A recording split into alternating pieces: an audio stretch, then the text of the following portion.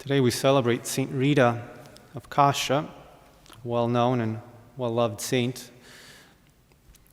And this saint was truly a remarkable figure in the history of the Church and in the history of the saints. Let's look at her briefly today. She was born in Umbria in Italy in 1381.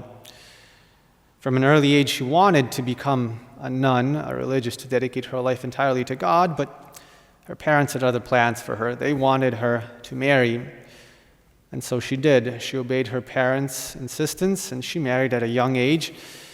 But her husband, however, turned out to be cruel and harsh, and the marriage was, at least humanly, very unhappy.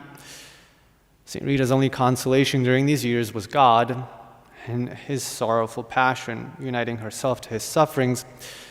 After 18 years of such a marriage, her husband, who was a quarrelsome fellow, was himself killed in a brawl.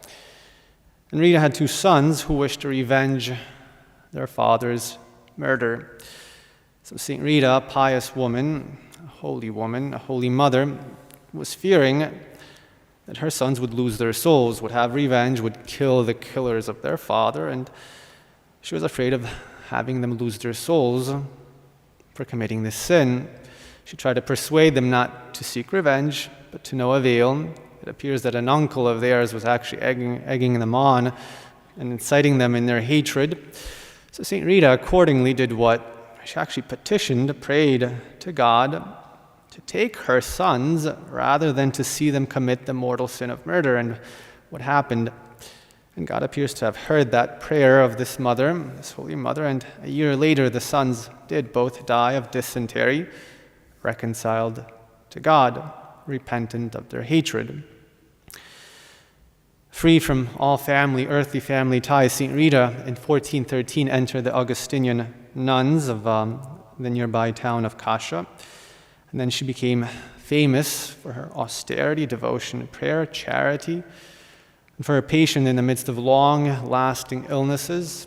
She received visions from heaven and even a wound on her forehead, which resembled the crown of thorns which she bore until her death, which occurred on May 22nd, 1457.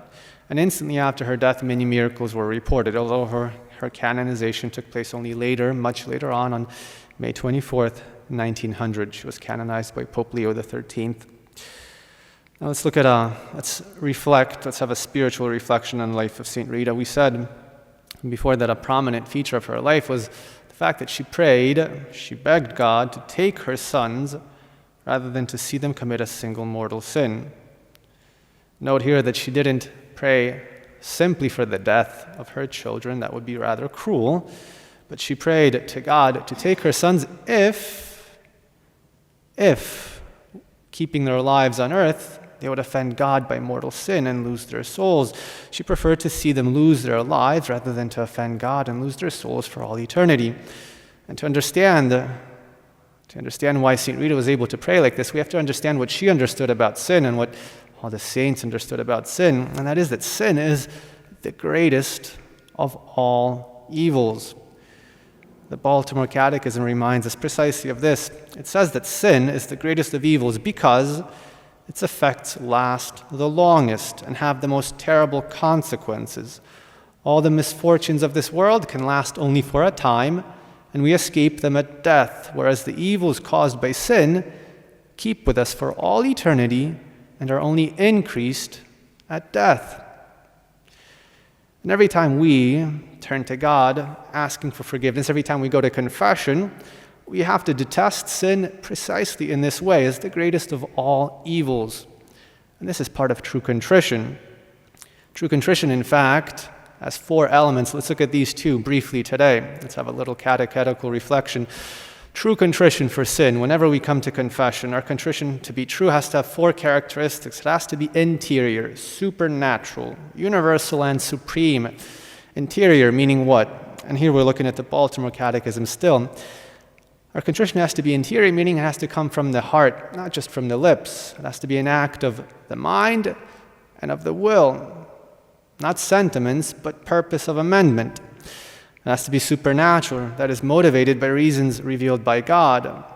fear of, at the very, very least, fear of the loss of heaven, fear of hell or purgatory, the dread of the afflictions that come from God in punishment for sin, especially if we want to have perfect contrition, the sorrow for having offended a God who loves us, especially God's love for us. Merely natural motives are not enough. For example, embarrassment, shame that sin causes us, these aren't enough to be forgiven.